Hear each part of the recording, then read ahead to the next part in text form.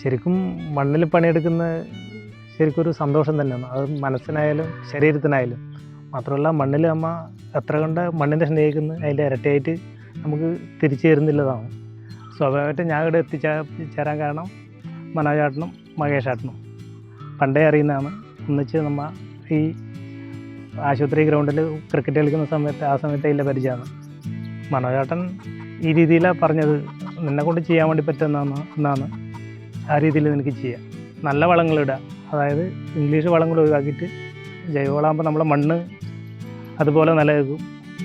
ഈ വളങ്ങളൊക്കെ ഞാൻ ഉണ്ടാക്കുന്നത് ആട്ടിൻ്റെ കാഷ്ടം ഡോളോമേറ്റോ കുമ്മായിട്ട് പൊടിച്ച് കമ്പോസ്റ്റിലിട്ടിട്ട് അതാണ് മെയിനായിട്ട് ഉപയോഗിക്കുന്നത്. പച്ചക്കറിക്കായാലും തെങ്ങിനായാലും കവുങ്ങിനായാലും മൊത്തത്തിൽ പറമ്പിൽ മൊത്തം അതാണ് ഉപയോഗിക്കുന്നത്. ഇപ്പോൾ 2 വർഷമായി ആടിനെ വളർത്തുന്നു. നല്ല രീതിയിൽ തന്നെ പരിപാലിച്ച് പോകുന്നുണ്ട്. ഇത്രയും കോഴികളും താറാവുകളൊക്കെ ഉണ്ടാകുമ്പോൾ അവരതിന് കണക്കായ മുട്ടകൾ നമുക്ക് തരുന്നുണ്ട്. ആ മുട്ടകൾ നമ്മളെ നാട്ടിൽ നമ്മളറിയുന്നവർക്ക് പച്ചക്കറി ആയാലും മുട്ടയായാലും വില കുറച്ച് അവർക്ക് നല്ല ഭക്ഷണം ഉപയോഗിക്കാമെന്നുള്ള രീതിയിൽ നമ്മൾ കാണുന്നത്. നമ്മളിവിടെ ഒരുക്കിയിട്ടുള്ള ചെറിയൊരു ഗാർഡൻ ഉണ്ട്. അത് ഒരു ബട്ടർഫ്ലൈ ഗാർഡൻ എന്ന രീതിയിലാണ് നമ്മൾ മനസ്സിൽ ഉദ്ദേശിച്ചിട്ടുള്ളത്. വലിയ വലിയ ചെടികളല്ലാതെ സാധാരണ നാടൻ ചെടികൾ വെച്ചിട്ട് ഒരു വർഷം നല്ല രീതിയിൽ മണ്ണൊരുക്കി നട്ട് പരിപാലിച്ച് കഴിഞ്ഞാൽ പിന്നെ അവിടെ അങ്ങോട്ടേക്ക് നമുക്ക് വലിയ മെയിൻ്റനൻസോ കാര്യങ്ങളോ നമുക്ക് വരുന്നില്ല. അതുപോലെ തന്നെ നമ്മൾ ഈ പറമ്പുകളിലും റോഡ് സൈഡിലെല്ലാം കാണുന്ന കിലിക്ക് എന്ന് പറഞ്ഞൊരു ചെടിയുണ്ട്.